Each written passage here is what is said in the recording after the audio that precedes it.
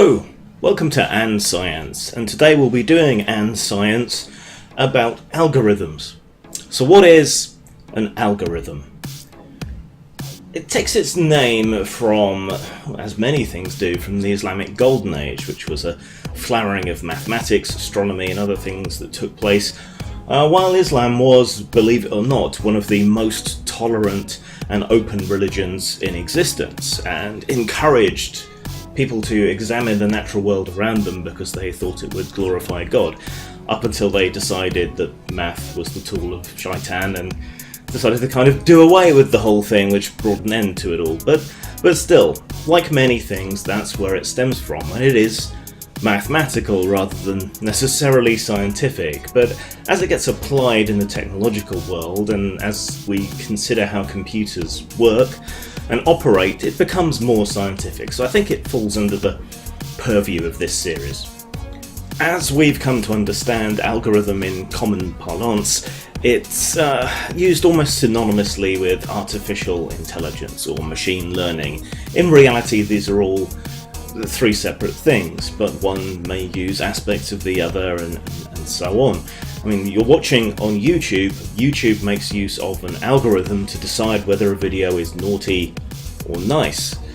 On Twitter, on Facebook, on pretty much anywhere online, algorithms are put to use to serve you up content that you're more likely to read, more likely to click on, and goods that you're more likely to buy. Yeah, this isn't necessarily a bad thing. I've certainly had adverts come up due to these algorithms, due to abuse of my personal data, which have been things that I would actually like to buy and have on occasion. So yeah, it works by targeting advertising using algorithms onto people who are more likely to be interested in that particular item. That's where it's working well and as intended, perhaps. But there's also unintended side effects. By serving up the kind of thing you're more likely to click on and more likely to read, you're not necessarily being given the things that you ought to read, ought to be interested in, alternative points of view. This is an aspect of the internet that may well indeed cause what some people call radicalization, because you're more likely to click on more things that you get angry or upset or enraged about, and then you're less likely to think things through and more likely to just react. So these algorithms, they take in all this data and they use it to sort you into a slot, like some kind of ungodly Pachinko machine. With these mathematical tricks, these calculations, they can do amazing and wonderful things. There's no getting away from that. They're particularly good if you give them a singular specific task and allow there to be a feedback loop, the learning machine. Have it cross-checked by a human perhaps, or the factual data that it's extrapolating from other data. That way you can train your algorithm to be better at the job that it does. You can make machines that are massively good at recognizing faces or telling the gender of someone from their face and all kinds of things like that. But these are very tight, singular tasks. What we're asking of algorithms, what we're asking of machine learning when it comes to social media is something entirely different. And here we're not dealing with binary yes-no questions or single questions. We're dealing with massive sets of interlocking data and tastes and preferences and so on and so forth. And this is very difficult. And humans are tricksy and difficult. They don't conform to nice categories and boxes, particularly when it comes to content on videos. Is someone swearing, or is it a word that sounds like a swear? When they're talking about fascism, are they talking about it in glowing terms, or are they bashing it? You know, sarcasm is not easily picked up by machines. Satire is not easily picked up by machines. And yet the sheer scale of social media means that human oversight is simply impossible on this scale. There's just no way to do it. You couldn't employ enough people, and if you could, it would make all of these online businesses completely non-viable. So we have no choice but to use algorithms. But algorithms are dumb. There's a machine in a Douglas Adams story called the Electric Monk, which is a device that people have created. In the same way that we created video recorders to watch things for us, the Electric Monk would believe things for us. In algorithms, when it comes to YouTube, Facebook, Twitter, and so on, We haven't created something to believe things for us, but we've created something to take blame for us. Your account got scratched and you didn't do anything wrong. Oh, sorry mate, you've had a nasty case of the algorithms, nothing I can do, sorry. More than my job's worth. Given sufficient time and enough information, these algorithms should be able to learn well enough that these kind of issues no longer happen. But as I think anyone watching YouTube is well aware, the algorithms have been in place to deal with demonetization and so on for years at this point, and things haven't got any better. In fact, they've often gotten worse. And the copyright notifications stuff, the way of detecting material that you or someone else has created and flagging it up as belonging to you, that's gotten worse, not better. Plus, you're already aware that humans exploit algorithms. They figure them out, they find ways to trick them and so on, or they abuse the content matching service in order to make spurious claims on people's content and thereby money. So, this is another aspect and a problem when it comes to using automated algorithms, in that people are always competing, and there's millions, billions of people, many of whom are trying to find ways to exploit and utilize and mess around with these algorithms. So you're in a constant race of one-upmanship, which means you're also constantly changing what you want the algorithm to do. And then there's input from advertisers, pressure groups, anti-bigotry activists and so on, who start adding their requirements to the pile.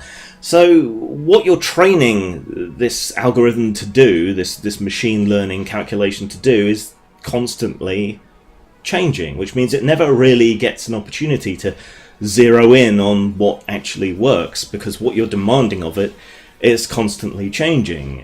You ask deep thought what the answer is to the ultimate question without ever actually phrasing the question. So when you do get an answer, it doesn't match what you really wanted to know. It's exactly the same problem.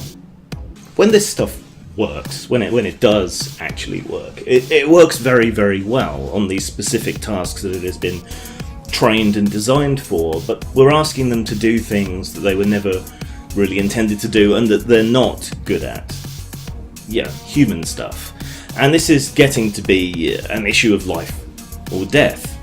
Now that cars are driving themselves using algorithms, a bad decision, a bit of human nuance, and you could possibly get an accident. There have been a couple. It's still a hell of a lot safer than it would be otherwise, but in these accidents, who takes responsibility? The company, the programmer, the installer, the owner of the car? Who? The person that made the decision that fritzed the algorithm and made it jam up or whatever? Who takes responsibility?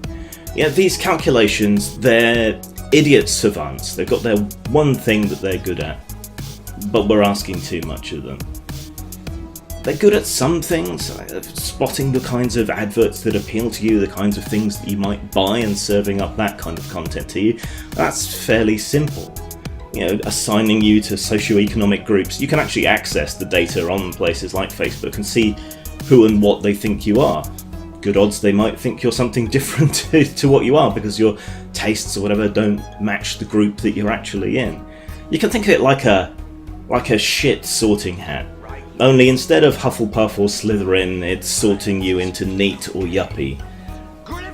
There's a couple of parables that relate to machine learning and how it can go awry. One of which was just only on Twitter the other day. A guy's dog accidentally knocked over his kitchen rubbish bin, and delight of delights, there was some old pasta and cheese in mac and cheese or something in the bin when it fell over. So the dog got a nice meal. Since then, the dog has been consistently and constantly knocking the bin over on the off chance that there's pasta there, because one time it got a good, strong positive. Machine learning can do the same thing. It can get fixated. And often, because it's feeding back on itself, we don't know how it's making some of the decisions that it's making. It may not be making them on the basis that we think. There was a case with facial recognition software where it was getting really good scores, male and female, but that wasn't actually what it was testing for. Just coincidentally, the images had something else in common, like freckles or something. I can't remember exactly what it was. There's also a parable in atheist circles that kind of explains religion as a form of false pattern recognition. You take a pigeon, you put it in a cage, you have a buzzer or something that goes off when it hits a paddle, and a seed falls out and it gets to eat the seed.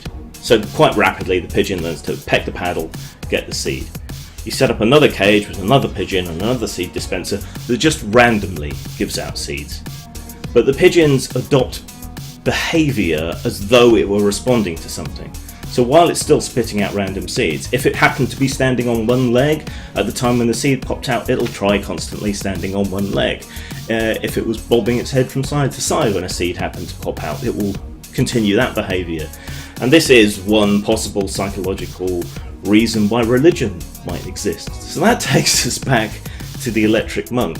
If these things are getting false positives on things that we're not even necessarily aware of, the behaviour of these algorithms can spin off. It can do unpredictable and unexpected things. People who are entirely innocent can end up punished by algorithms. And the more and more that this controls the discourse in our society, and the more and more we realise the ways that this could be abused in order to try and shape opinions or mood, and there were experiments on this in Facebook, the more it becomes concerning. But there's no really good solution to it, because we don't have enough human eyes to judge. And the algorithms just don't seem to be learning because we don't give them enough time to learn. So in this day and age, maths, it seems, just isn't your friend.